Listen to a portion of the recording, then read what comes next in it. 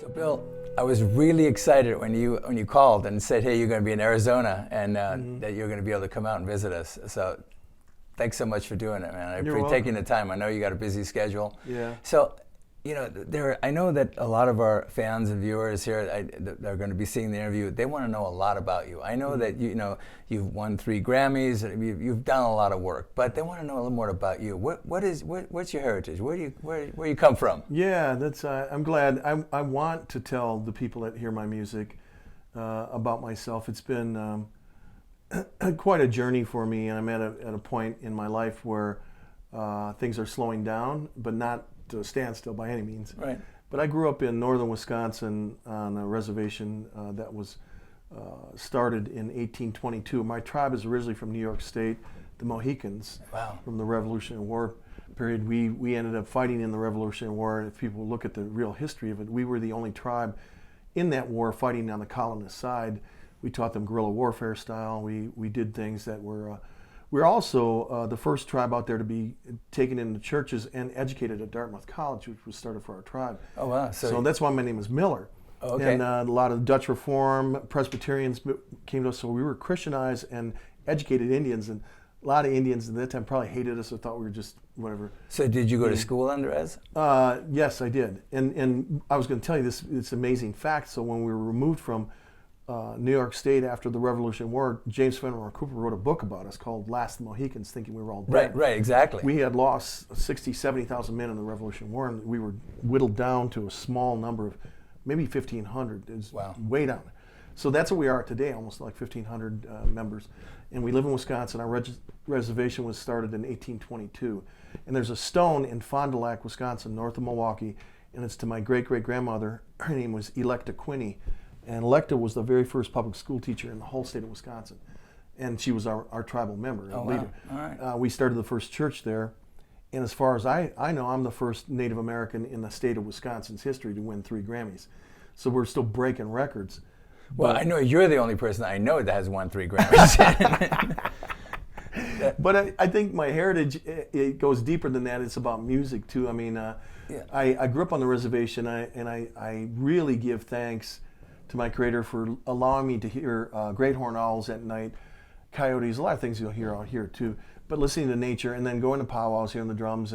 But I didn't hear too many flute players, but I did late in the early 70s. I heard a couple of sacred flute players, and I got interested in the flute at an early age because I played trumpet since I was 9. Oh, really? So I was actually more into wind instruments than guitar. At 10 and 11, I started playing guitar. What is it with Carlos Nakai started with the trumpet, and so did you. That's great. He started with trumpet He did too. I know. Bizarre. So when did you start when did you take out? You decide I want music to be my career. Well, it took a while. I think music for me in the beginning was an escape, was a joy, and I didn't realize it was a gift until my music teacher started saying, "You're pretty good. I think you're gifted," and.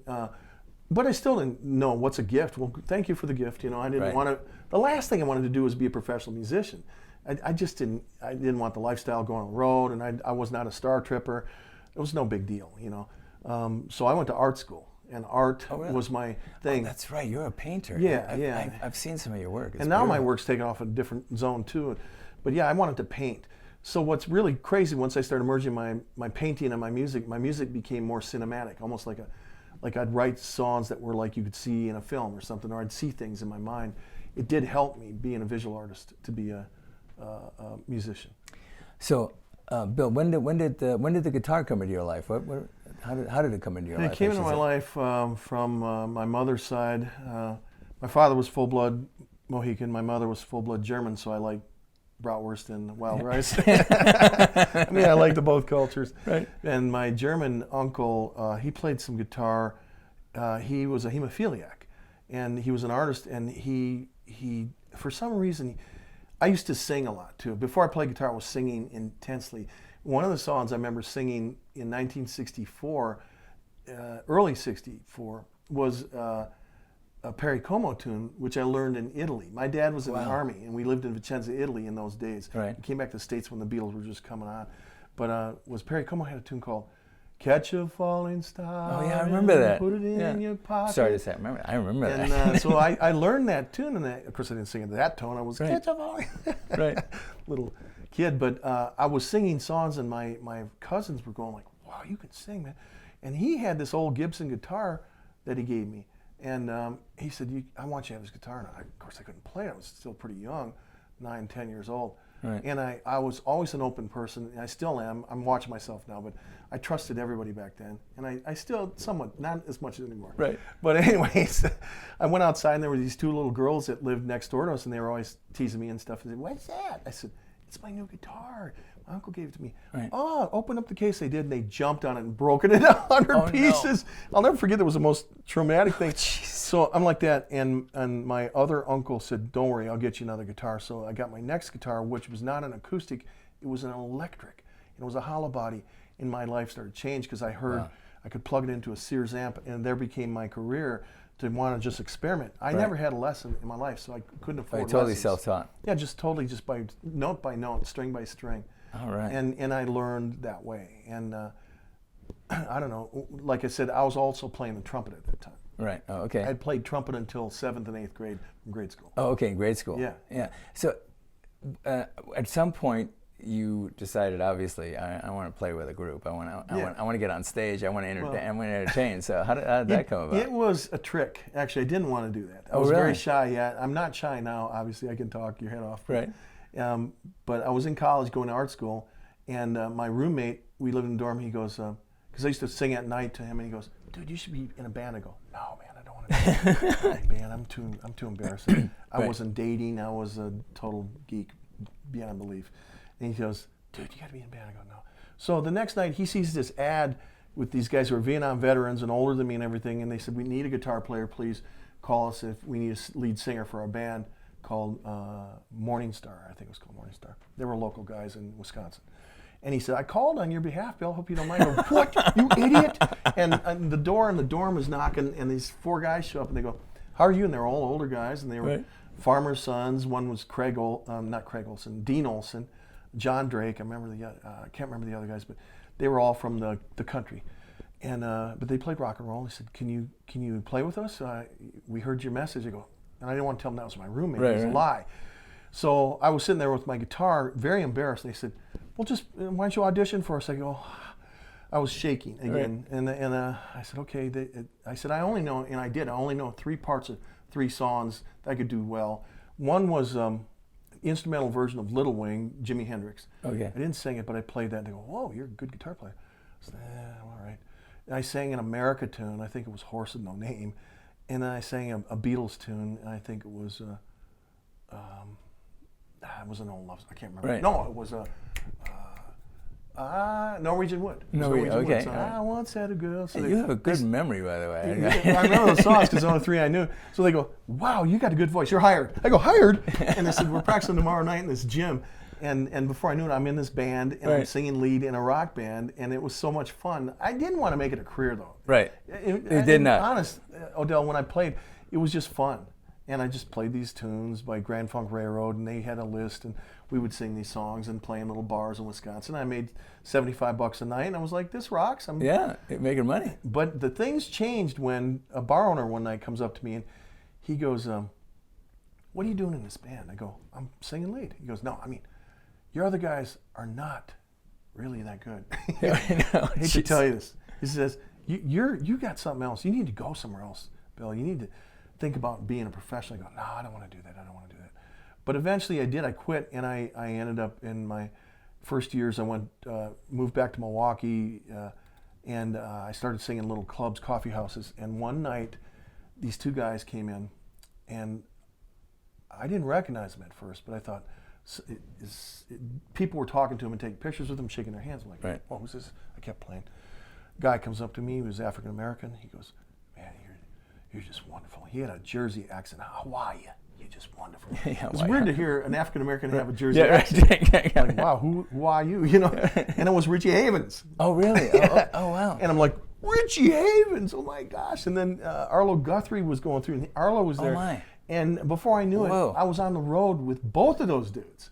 And I said, "Can you open up for us?" And it opened up my life to folk music. To this day, Richie and I, he's passed away now, but we were best friends.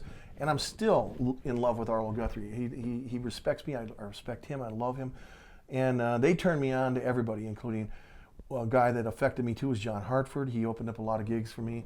And then I met John Prine, I met Nancy Griffith, I met, you name it, all the folkies that I loved and adored. So that was your folk? It was a folk record. So I went from playing local rock to the folk scene, from the folk scene to Nashville, where I met Vince Gill, Vince is the most awesome, in my mind, the greatest superstar that I've ever met in that town. Wow. He loves it. I love his music. I was able to play a TV special with him. And the other guy that got me into Nashville between the folk and the country was Michael Martin Murphey. Michael Murphy was living in New Mexico at the time, and he bridged the gap. He actually got me my record deal with Warner Brothers. And so here I'm thinking I'm going to be a country artist or a folk artist. And I became myself. I became Bill Miller on the Red Road. I thought, well, who's going to like this? I'm a native. I'm just singing my songs. And right. It was before the whole Native American music scene. Right. Really, I was on the forefront of it. Yeah. And so was our Carlos Nakaiwa. He's playing flutes, but I was playing guitar and flutes. But we didn't know it would start a native thing. And so when that happened, I get this call from the most oddest place. It was a promoter in Phoenix, Mesa. I said, can you please come out and open for this band? We're doing a thing against the University of Arizona. They're trying to take this Sacred Mountaintop and make it an observatory tower. We're going to fight against it. I said, sure. Who do I open up for? He said, you ever heard of Pearl Jam? I go, at the time I never heard of them. I didn't even listen to the radio. I said, nah. I said, send me their CD. And I go, holy crap, this is rock and roll, man.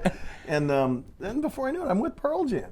Nice. And Eddie and the band, I just admire those guys. They're excellent musicians. And I got to be with Pearl Jam for a few dates on that. And that opened the door for Tori Amos. Tori Amos called me. I toured with her for 290 dates.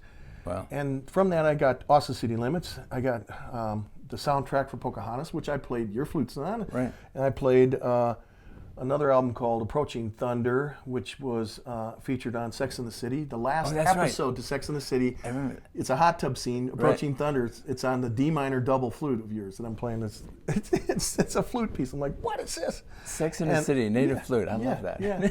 And it just opened doors. Music has been more than a career for me. It became a deeper part of my identity, and to this day, the deepest part of my healing. You know, recently lost my most beautiful son. Not my most beautiful. I've two other sons, but he was beautiful to me in the way that, I mean, he's a musician. My other son's musical too. Justin is an incredible player and songwriter. But I'm just saying, Garrett, to lose a son, I don't ever want to lose Justin. Oh my gosh. I don't want to ever lose Jake. That's got to be one of the hardest things. It was incredibly painful, but a beautiful merging of who I am. Who was I to Garrett? Who was Garrett to me? So music was important to him. It's important to me. So what I'm saying is music to this day helped me heal my loss of my son. Music's going to propel me into the future. Music brings me into people's homes when I'm not there. You know, they're playing my CDs and they're like either praying or weeping. And it got me to the point where prayer is more than just folding your hands saying something that some church tells you to say. I tell people, if you're going to communicate with God, you better speak in your own voice. You better speak from your own heart. You better speak from your own identity, or I hate to tell you, God's not going to recognize you. And so when I speak to God, the majority of the time that I'm in prayer, I'm playing this thing, or I'm playing this thing. All right, yeah, through your music. Yeah, exactly. So I know losing one of your children, this was very tragic, and it's not that long ago. And how are you dealing with that? I mean, how's that? On a daily basis, I know that altering substances are not your that's not your choice, and so I mean you've got to deal with it somehow. I mean, in terms of well, I am, and thank God for Arizona that I'm with you, because this couldn't be more perfect time. And right during that time before he passed, was it before he passed that I told you about the prayer flutes? Or was it after? No, it was right after we talked about it. Because I was thinking about it before that, 2 weeks before, and then he died March 7th. And I called you right after that, because then it came to fruition in my heart. I have to do a prayer flute, because honestly, the week after we had to wait for his funeral, people were wondering what I was doing. I had a couple friends watching me because they thought I was going to, alter myself or whatever. They're afraid, and I was right. Of course, I was very depressed. But I got over it. But I played flutes. I live in a little basement place, and I was playing my flutes, and it helped me to breathe. You know how people say when you're in trouble, you go, man, slow down, take a deep breath. Right. That's exactly what I did. I took a deep breath, and I played the flutes. Good for you. And it just, I'm a much better person for it. And it just got me through. If people would realize, just slow down. Just take it in, grieve correctly, cry when you have to cry, breathe when you have to breathe. And that's what I did. And believe me, the flutes, that's why I want to do this flute with you, the prayer flute. Right. And that's my next dream, is to put an instrument in your hands that you don't have to play all over the map, but that can be connected to me, and that's why I like wind instruments, but connected to your breath. And the breathe. That's it. That's your life force, your breath. I mean, key. that's you're expressing yourself Yes. in the process. I mean, I know that spirit is a big part of your life, and your spiritual life has grown more and more so as I've gotten to know you throughout the years, and that's got a tremendous influence on you. But how does it influence your music? Well, it does. That's a great question. I've never heard that from music magazines or anything. They usually ask me what kind of strings I use, or what kind of amp I'm using tonight, or what kind of mic. No, it amplifies my music. It gives it wings. It takes it above the storm, you know. And I tell people this, and I learned this in Montana. Was 17 years ago. I was working on a film soundtrack for PBS, and you'll see it on YouTube now. I've heard pastors talk about it, but they didn't hear me, but it's out there. But this is what it is, Odell. I stood out there for 2 hours with this guy, and he says, "You got to stay in this canyon, dude. I got to show you something." I go, "What are you going to show me, man? It's beautiful out here." He goes, "There's 2 golden eagles that live out here, and golden eagles made for life." But he says, "There's a storm coming in too, and I want you to see what happens when a storm hits a golden eagle." Because he says, "You see these winds, and there were 65-mile-an-hour winds coming through this canyon. Every bird, including red-tailed hawks, crows, magpies, they were getting blown to the east by the wind. Wow. And the hawks went into the higher pines, and they got out of the storm pretty quick. Everybody got out of the way." He said, "Now those eagles, they're not here yet, so let's wait till they come and the wind will die down." So within a couple hours, I saw the 2 golden eagles. I go, "Okay," and we're watching them, and they're just gliding above there beautifully, and all of a sudden the wind kicked in. He says, "Now you're going to see something that you'll never forget. I hope you never forget." I said, "Okay." So I'm looking at these eagles. He says, "Check it out, man, there's the wind." And man, that wind was coming like 60 miles an hour. And the eagles, by instinct, they whipped around to face the wind. And they're facing the wind like this, almost sideways, but they're facing the wind. And not only they faced the wind, they locked their wings. And they locked their wings, and at that moment, it was like my life changed. I go, "What the heck did I just see?" When they locked their wings, they went straight up. They flew right up. Immediately. Wow. The wind, aeronautically, it does it. Right. Like a plane. That makes sense. Yeah, and they went straight up above the storm. He says, "Don't forget that, Bill, because someday you'll use it." And that's what my music does to me. When I hit on all chords, when I'm at a master level, so are you. I'm not saying the people watching aren't at master levels, but if you're a beginner, you're not. Just be cool with who you are, because the master level will come to you. And take tomorrow as a master level, because if you can hold a note long enough to hear it quiver, you're in a master level. Just keep going. But realize that through what you do in life, that you can rise above the storms rather than staying in the middle of a conflict and getting yourself beat up. And I've learned through music and through life and through prayer and the grace of God to rise above storms. I used to be the type to stay in there and fight. I used to be the type just, well, I'll take it. No. I like that. That's a great analogy. In other words, if in the storms of life come the wind of life, instead of hiding, open your wings and soar above it. That's great. That's a great story, by the way, Bill. Don't forget that. Well, one. No, and I don't. That's a I tell terrific people, story. that's what you ask what does music do to, or what does my prayer life do to the music, and it feeds upon each other. Right. If I look even biblically, in every culture too, from the native people to holy medicine men, even before the warriors were playing music, people would realize in the Indian culture, it wasn't the others playing music first, it was the holy people. Right, that's true. They were singing their songs on those hand drums, they were taking the rattles and the flutes, and they were singing to heal others and to encourage other warriors. And then they took the music. It was the other way around. Same way in the Bible, King David was a musician. He was a messed up dude. I relate to David a lot because he was messed. He kept screwing up. He's a musician. He finally came to a point where, this is the beautiful symbolic. Somebody told me this when I was at my son's funeral. It's the most beautiful thing I could have ever had.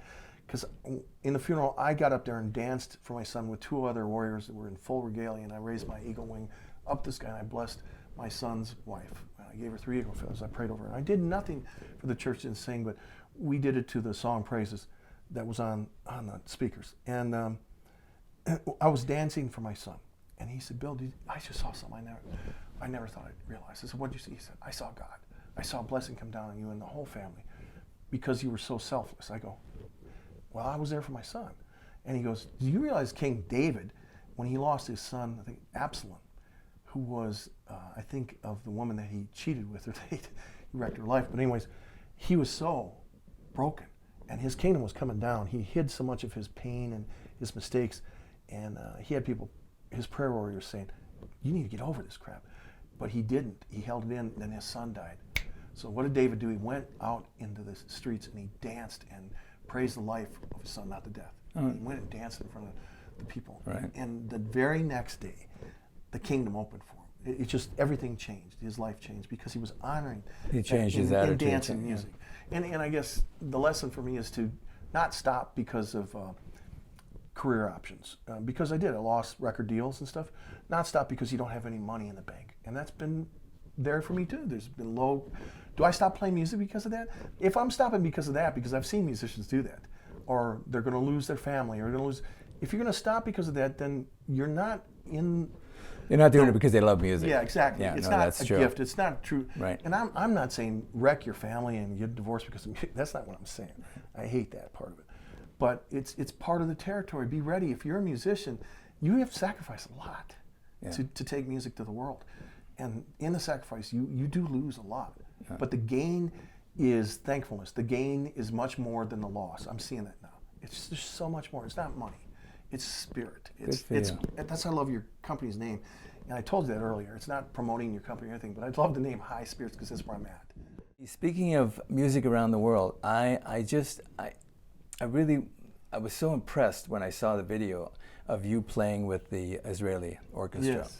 Because, I mean, you've taken the flute to so many different genres. I mean, not just, in movies and television, PBS when you did that special, but playing with an orchestra, that's got to be challenging. Tell me a little bit about that. It's extremely challenging. And I have to tell you, I wrote a 37-minute orchestral piece called The Last Stand based on... They played that on that? Yes. That's what they were performing. It took me a couple years to write that. I wrote it with an incredible conductor, and she did the music. What I had to do, I don't read music, so I did it all in ear. So I could hear oboes and stuff. We'd go bit by bit, I'd be singing these parts. She'd be playing piano. What did you just sing? and then from the piano, we'd write the notes down. From the notes, we'd write in the cellos, and it took years to write that. So it was a nightmare. When I finally finished, it was like, yeah, let's party. I finished my first symphony. And right. We did. I played the flutes with it, and then we get these offers to do these big shows, and I go, you mean I have to play that stuff? Wow. And I had to learn it all, but I learned it by ear. And I was 2 weeks I toured with the Israeli Symphony Orchestra and Kibbutz Orchestra it was.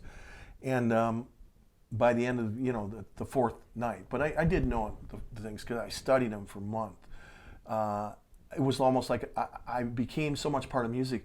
I think the first violinist and the other second chair were freaking out. They're like, because I just closed my pad. There was a thick thing of all the music, and I didn't even look at the music. I just totally by ear.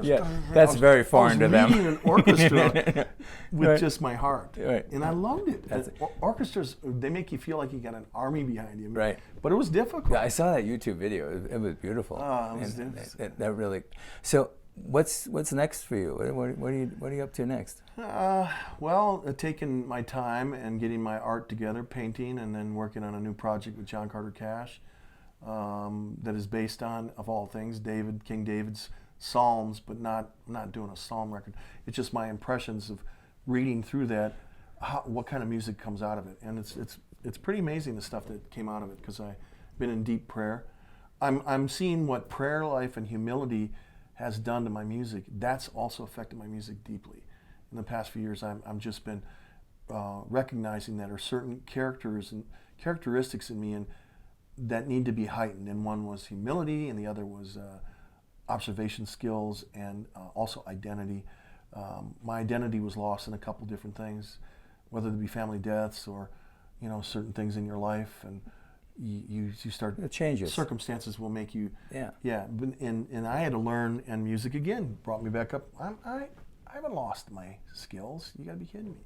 Hey, I saw you brought your guitar. You brought some flutes. Will you play for us? Yeah. That's definitely. great. All right. Well, we want to hear some of your music. All Let's right. do it. All right. Sounds good.